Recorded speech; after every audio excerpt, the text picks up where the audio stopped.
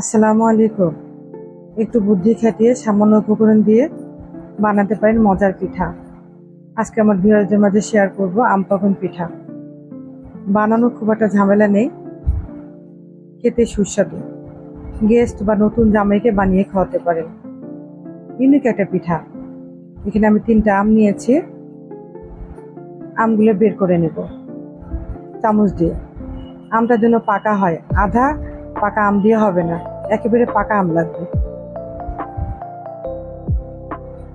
আমি ব্লেন্ডারে ব্লেন্ড করে নেব। আপনারা চাইলে হাত দিয়েও কষলিয়ে নিতে পারেন।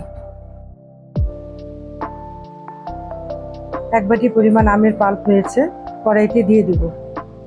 চুলাটা কিন্তু জ্বালানো নেই। আর 1 কাপ লিকুইড দুধ,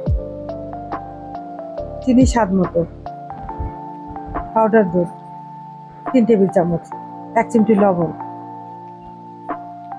খুব ভালো করে মেশাতে হবে। মেশানো হয়ে গেলে চুলাটা জ্বালিয়ে দিব। 2 টেবিল চামচ ঘি।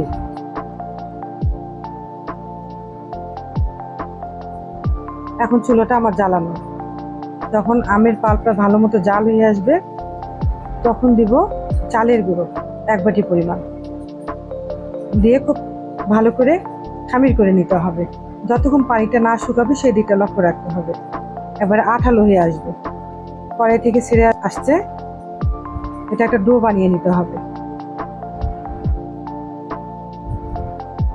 গোল গোল লেচি কেটে এখন আমি শেপ দিব।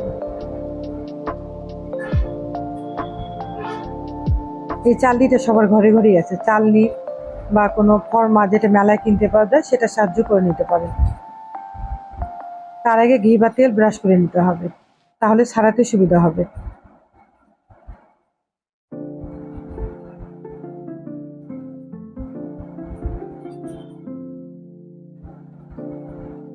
যারা আমার ভিডিওটি দেখছেন অবশ্যই সেটা লাইক দিবেন।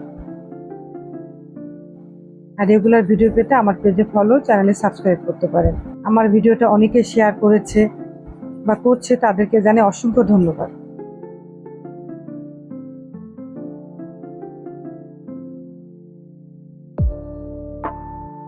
চমকে দেওয়ার মতো একটা পিঠা। আগে তেল গরম করে নিয়েছে, এটা মিডিয়াম হিটে ভেজে নেব। আর ভাজাটা তো আপনারা সবাই জানেন।